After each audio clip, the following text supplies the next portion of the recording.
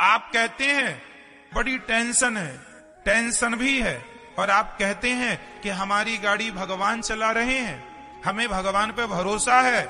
या तो भरोसा होगा या तो चिंता होगी, दोनों एक साथ कभी नहीं हो सकते, है ना। आप लोग क्यों नहीं भगवान पे भरोसा करते, क्यों नहीं भगवान पे विश्वास करते? महाभारत के युद्ध से क्यों नहीं सीखते? जैसे अर्जुन ने अपनी गाड़ी भगवान को सौंप दी, क्यों ना आप लोग भी अपने जीवन की गाड़ी भगवान को सौंप कर निश्चिंत हो जाओ, जो करेंगे भगवान करेंगे। मारने वाला है भगवान, बचाने वाला है भगवान। मारेगा भी वही, बचाएगा भी वही, भूखा भी वही रखेगा और पेट भर खवाएगा भी वही। तो जब सब उसी को करना है तो फिर आप चिंता किस बात की करते हैं? अच्छा ये बताओ, आपका सोचा कुछ होता है? जब आपका सोचा कुछ नहीं होता, आपका चाहा कुछ नहीं होता, तो हम कहते हैं आप सोचो ही क्यों? क्यों सोचना है? सब भगवान कर रहे हैं, उन्हीं को करने दीजिए। हम तो देखो निमित्त मात्र हैं। हमारी सफलता के जिम्मेदार कौन है? भगवान चाह रहे हैं कि आप जीत जाएं, इसलिए जीत गए। यदि आप हार गए हैं, असफल हैं, तो ये सोचो कि ये भी ईश्वर की मर्जी है। उसकी मर्जी में यदि चलो वो मुझे असफल ही रखना चाहता तो मैं उसकी मर्जी में खुश रहूं। जैसे भगवान रखें, जैसे रखें राम जी, रहना चाहिए और सीताराम सीताराम कहना चाहिए। हर हाल में खुश रहने की आदत बनाओ, टेंशन मुक्त रहो, चिंता मुक्त रहो। जो करेंगे भगवान अच्छा करेंगे। चिंता नहीं, चिंतन करना है। जो करने वाले हैं वो कौन है करने वाला? पितामह भीष्म ने प्रतिज्ञा ले ली, कल के युद्ध में पांडवों को मार डालूंगा। ये प्रतिज्ञा किसने ली थी महाभारत में? भीष्म पितामह ने। द्रौपदी दौड़ी दौड़ी रात्रि से आई, अरे कन्हैया सुन रहे हो, मेरे पतियों को मारने की प्रतिज्ञा पितामह ने ली है, बताइए मैं क्या करूं?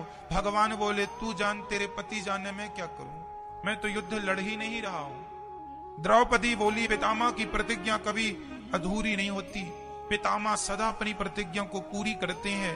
हे दीन बंधु, हे दीनानाथ, हे नंदनंदन, हे श्याम सुंदर, मेरे पतियों की रक्षा कीजिए। भगवान बोले चलो अर्जुन से बात करते हैं। अर्जुन के पास गए तो अर्जुन बढ़िया खर्राटे देके सो रहे थे, खर्राटे मार रहे थे, बढ़िया गहरी नींद में सो रहे थे अर्जुन। भगवान ने जगाया, अर्जुन जागो। अर्जुन ने कहा क्या हुआ, क्यों जगा रहे हो आधी रात को? भगवान ने कहा कल के युद्ध में पितामह ने प्रतिज्ञा ली है, कल तुम्हें मरना होगा, पांडवों को मारने की प्रतिज्ञा पितामह ने ली। कोई योजना बनाओ, रणनीति बनाओ, कल का युद्ध कैसे करोगे? तुम सो रहे हो। अर्जुन ने कहा कन्हैया सोने दो, आप भी सो जाओ मेरे पास। भगवान बोले क्यों, तुम्हें नींद आ रही है? कल निर्णायक युद्ध होने वाला है, पितामह भीष्म की प्रतिज्ञा कभी झूठी नहीं होती। अपने बचाव की कोई प्लानिंग क्यों नहीं करते? अर्जुन ने मुस्कुराते हुए कहा कन्हैया, जिसके रक्षक आप हो उस व्यक्ति को चिंता करने की क्या जरूरत है? हम तो निश्चिंत सो रहे हैं, हम तो आपके भरोसे सो रहे हैं कि हमारे रक्षक तो भगवान श्री कृष्ण है। आपके होते हुए पितामह हमें मार डालेंगे क्या? ये अर्जुन का क्या था? देखो, जहां विश्वास पुष्ट है, जहां विश्वास अधिक है, क्या वहां चिंता है? और जहां चिंता है मतलब वहां विश्वास। तो आप में से कितने लोगों को भगवान पर विश्वास है? यदि है तो फिर अब ये बताओ कि आप में से चिंता किस किस को है? कर्म करना हमारा काम, कर्म हम करें, उसका परिणाम क्या होगा ईश्वर जानते हैं। इसलिए निश्चिंत हो जाओ भगवान के भरोसे, टेंशन नहीं, खुश रहा करो। ये सोचकर आज बताओ सूर्य भगवान आए किसकी मर्जी से आए, आपकी या मेरी? आज रात होगी किसकी मर्जी से? ईश्वर की। ये सृष्टि चल रही है किसकी मर्जी से? हम लोग लड़कपन से जवान हो गए, जवान से बुढ़े हो गए, किसकी मर्जी से आप बदल रहे हैं? कल पैदा हुआ बच्चा आज ही जवान क्यों नहीं हो गया? उसे जवान होने में क्यों 20-25 साल लगते हैं? तुम्हारे हाथ में सब कुछ है तो तुम पैदा होते ही जवान हो जाओ ना। क्यों? तुम्हारा कुछ भी नहीं है। तुम्हारी ग्रोथ जो दिन दिन होती है वो तुम्हारी मर्जी से नहीं होती, ईश्वर की मर्जी से होती है। इसलिए सब ईश्वर के अधीन है। भगवान का चिंतन करना सीखो, भगवान पर विश्वास करना सीखो, भगवान के चरणों में आत्मसमर्पण करना सीखो। जब आप समर्पण कर देंगे तो आपकी गाड़ी भगवान ही चलाएंगे, उनके भरोसे खुश रहा करो। हम लोग अहंकार कर लेते हैं, जरा सब पैसा कमाने लग गए, हम कमा रहे हैं, हम पैसे वाले हैं, हम ये हैं वो हैं। अहंकार तो देखो आदमी का, अकड़ देखो जरा, ऐसे चलता है जैसे ये राजा हो, सब इसके गुलाम है। आप लोगों के पास कितना पैसा है? 10 लाख, 20 लाख, 1 करोड़, 10 करोड़, 50 करोड़, 1 अरब, 10 अरब, 100 अरब, कितना? जितना बोल रहे हैं इसी के अंदर होगा, जो भी होगा। रावण कितना धनवान था, उसके धन की कोई सीमा नहीं थी। सोने की लंका थी, सोने चांदी हीरे मोती के खजाने भर रखे थे। इतना बड़ा आदमी था रावण। पूछो जरा, कहां गई तुम्हारी वो लंका? कहां गई तुम्हारी वो शान? कहां गई तुम्हारी वो अकड़? कहां गया तुम्हारा वो अहंकार? अहंकार रावण जैसों का ना टिका। जिनकी लंका सोने की थी तो हमारा और आपका अहंकार टिक जाएगा। इसलिए अहंकार ना हो। आप लोगों को अहंकार है या नहीं?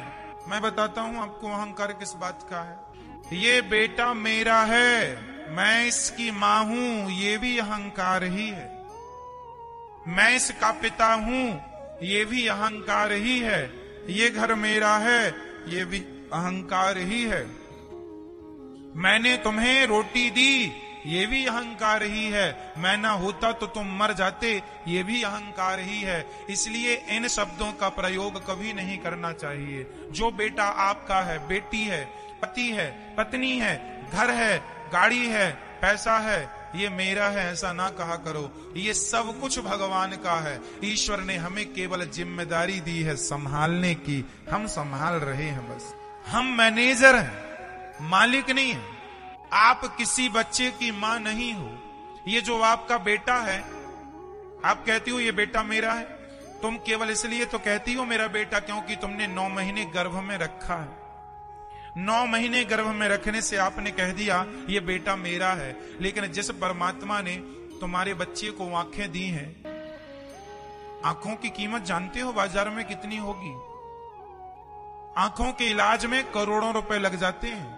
जिनके इलाज में करोड़ों लग रहे हैं, उन आंखों की कीमत क्या होगी? ये अनमोल रतन है। परमात्मा ने आंखें दी, परमात्मा ने सुनने को कान दिया, परमात्मा ने चलने को पांव दिया, परमात्मा ने खाने को बोलने को मुंह दिया, सब ईश्वर ने दिया। तुमने तो केवल 9 महीने पेट में रखा, तो पेट में रखे हो इसका इतना अहंकार कि ये मेरा बेटा है। तुम्हारा बेटा पैदा होए तुरंत भगवान को सौंप दो, हे नाथ ये आपकी संपत्ति है, आपको सौंप रही हूं, ये आपका है, आप जानो, आपका काम जाने। यदि आपने मुझे मां बनाया है तो मैं इसको मां बन करके इसकी जिम्मेदारी पूरी करूंगी। इसे नहलाना, धुलाना, खिलाना, पिलाना, संस्कार देना, खड़ा करना, ये मेरी जिम्मेदारी है। जिम्मेदारी निभाओ। ये ना हो कि ये मेरा है, ना, ये सब भगवान का है। बेटी तुम्हारी नहीं, बेटा तुम्हारा नहीं, सब किसका है? सब पर किसका अधिकार है? तुम्हारा था तो छोड़ के चला गया, रोक लेते ना तुम्हारा था। इसका मतलब तुम्हारा तो था ही नहीं। तुमने तो झूठा अहंकार बना लिया ये मेरा है। यही बात अपने पिता को, मतलब हर बाप को याद रखनी चाहिए। कोई तुम्हारा नहीं है। जिस घर में आप रहते हो वो घर आपका नहीं, भाव ये बना के चलो कि वो घर भगवान का है। संपत्ति सब रघुपति के आही, सब भगवान का है। तो फिर हम कौन हैं? हम तो भगवान के घर में किराएदार हैं, हम ईश्वर के किराएदार हैं। ये भावनाएं बन जाएं तो आप अपने घर में नहीं, आप स्वर्ग में रहेंगे, ऐसा आपको लगने लगेगा। हमारा घर स्वर्ग है। भगवत भाव से रहना सीखो तो सही। अच्छा ये बताओ, बैंक का मैनेजर जो होता है, बैंक में यदि 1000 करोड़ रुपए रखा है, तो बताइए क्या वो पैसा मैनेजर का है? नहीं, वो पैसा मैनेजर का नहीं है, पर देख रेख किसकी है? देख रेख मैनेजर की है। हिसाब किताब करेगा कौन? मैनेजर। वो मैनेजर लाखों लेता है, लाखों देता है, लेकिन लाखों लेने में और लाखों देने में उसका कुछ भी नहीं। क्यों जी? सही है, वो एक मैनेजमेंट के लिए है, उसका नहीं है, पर काम वही करता है। उसी प्रकार तुम्हारे घर में जो तुम्हारा बेटा बेटी, पति पत्नी, घर द्वार, फैक्ट्री, मकान, दुकान जो है, सब कुछ भगवान का है, पर तुम मैनेजर बनके तुम मैनेजमेंट करो, तुम संभालो, जिम्मेदारी तुम निभाओ। जैसे बैंक का मैनेजर बैंक को संभालता है, लेकिन वो ये नहीं कहता कि ये बैंक मेरी है। उसी तरह आप ये ना कहो कि ये पत्नी, ये पति, ये परिवार मेरा है, ये कहो कि ये सब भगवान का। संभालना आपको ही है, पर अहंकार रहित होकर, अहंकार से मुक्त होकर संभालना है। ये संपत्ति सब रघुपति के आही,